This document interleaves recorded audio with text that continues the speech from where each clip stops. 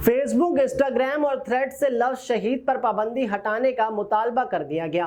Facebook, Instagram और WhatsApp की parent company Meta के निगरान बोर्ड ने कंपनी से अरबी लफ्ज़ शहीद पर पाबंदी ख़त्म करने का मुतालबा कर दिया है।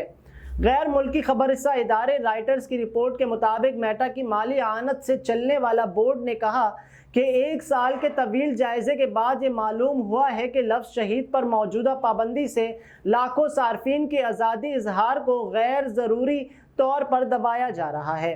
बोर्ड ने मेटा को मशवरा दिया कि लफ्ज़ शहीद पर मुश्तमिल पोस्ट को सिर्फ उस सूरत में हटाना चाहिए जब वो तशद्दुद की वाज़े अलामत से मुंसलिक हो या अगर वो मेटा के दीगर कवानीन को तोड़ती हो।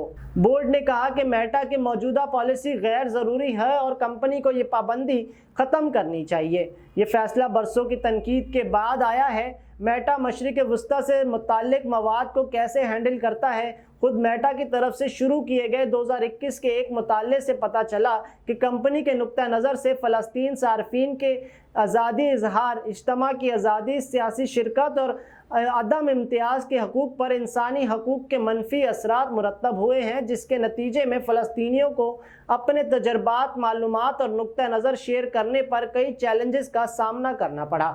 इसमें मज़ीद कहा गया कि अरबी मवाद के हवाले से मेटा की पॉलिसियाँ और इक़दामात बहुत सख्त थीं। प्लेटफॉर्म पर अरबी मवाद को महदूद या हटा दिया गया।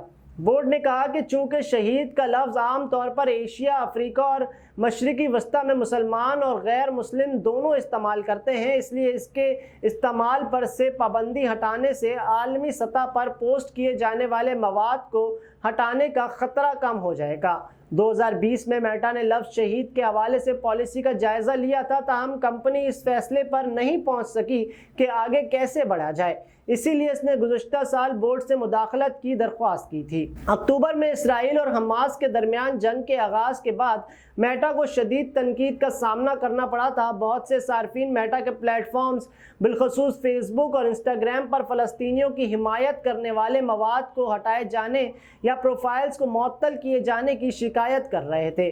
बोर्ड की शरीक चेयरमैन शिमिरगन ने कहा कि हकीकत यह है कि मौजूदा पॉलिसी से सबसे ज़्यादा मुतासिर होने वाली कम्युनिटीज़, जिसे कि गज़ा और सूडान में रहने वाले लोगों को भी सेंसरशिप का सामना है।